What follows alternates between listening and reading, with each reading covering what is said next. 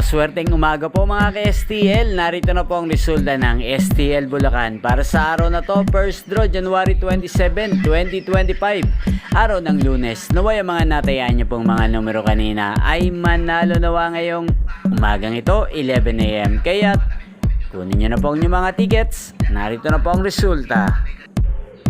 Ang mga numerong nanalo sa STL Bulacan ngayong umagang ito, January 27, 2025. 11 AM. First draw result 36 at 13 in exact order.